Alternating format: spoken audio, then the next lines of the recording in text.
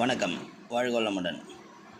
தெய்வீக மூலிகைகள், தலவிருட்சங்கள், நம் முன்னோர்கள் எப்படியெல்லாம் நமக்கு நன்மை செய்யும் தாவரங்களை பாதுகாத்தார்கள் என்பதற்கு எடுத்துக்காட்டாக கோயில்களில் வளர்க்கப்படும் பல மரங்களையும் செடிகளையும் பற்றி நம்ம தொடர்ந்து பார்த்துட்ருக்குறோம். இப்போ நம்ம பார்க்க போகிறது வேப்ப மரம். ஏற்கனவே நம்ம யூடியூப் சேனலில் நிறைய வேப்ப மரத்தை பற்றி சொல்லியிருக்கிறேன். இருந்தாலும் இப்போது வேறு ஒரு கோணத்தில்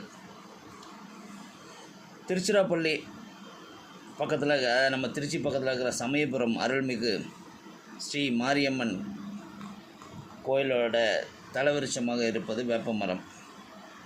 தெய்வீக மூலிகை என்ன சொன்னால் அது வேப்ப மரத்தை ரொம்ப ஸ்ட்ராங்காக சொல்லலாம்.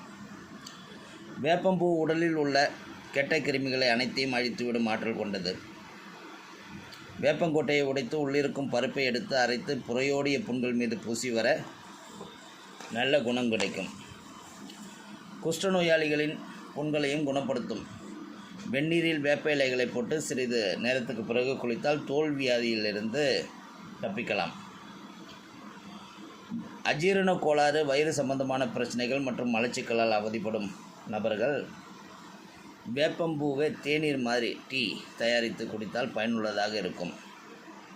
வயிற்றில் ஏற்படக்கூடிய பற்சிதைவு, அதாவது வயிற்றில் ஏற்படக்கூடிய பல பிரச்சனைகளை தீர்க்கக்கூடியது இந்த வேப்பிலை. குறிப்பாக கிருமிகளை வெளியேற்றக்கூடிய பணியை செய்யும். அது இல்லாமல் வாயில் ஏற்படக்கூடிய பற்சிதைவு, மூச்சு பிரச்சனை, புண்கள், ஈறுகளில் இரத்தம் கசிவது போன்ற அனைத்தையும் சரி செய்யக்கூடியது வேப்ப மரம். இந்த வேப்ப மரத்தில் நிறைய வேதிப்பொருள்கள் இருப்பதனால் இது புற்றுநோய் கட்டிகளை குறைப்பதில் மிகவும் பயனுள்ளதாக இருக்கிறது. அதாவது பாலிசாக்கரைடு இன்னும் சொல்லக்கூடிய கெமிக்கல்லாம் இருக்கிறதுனால இது புற்றுநோயையும் குறைக்கக்கூடியது. மூட்டு வலி, தசை வலி நோயாளிகளுக்கு வேப்ப எண்ணெய் தடவினால் மூட்டு வலி எளிதில் குணமாகும்.